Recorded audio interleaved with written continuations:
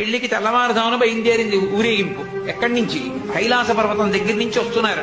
గవాక్షల్లో నిలబడింది మేనకాదేవి నారదుడితో కలిసి. ఒక్కొక్కళ్ళు వస్తున్నారు. అబ్బా వెలిగిపోతున్నాడు, ఆయనేనా మా అల్లుడంది. కాదమ్మా, సూర్యుడు దిక్పాలకుల్లో ఉన్నాడు. ఆ వెనకొస్తున్నాడు. ఎవరో బాబాయ్ నల్లగా ఉన్నాడు దున్నపోతే మీరు ఆయన ఎవరే?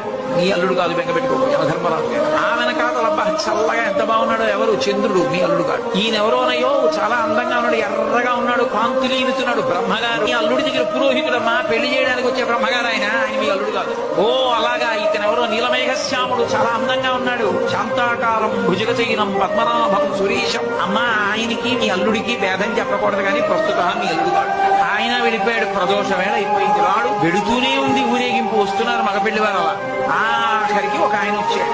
చుట్టూ భూత ప్రేత పిశాచాలున్నాయి, ప్రపదగణాలున్నాయి. మధ్యలో దిగంబరంగా తాండవం చేస్తూ వస్తున్నాడు. అడగలేదు మేనకాదేవి ఆయన నారదుడే చెప్పాడు, ఆయనే మీ అల్లుడమ్మా.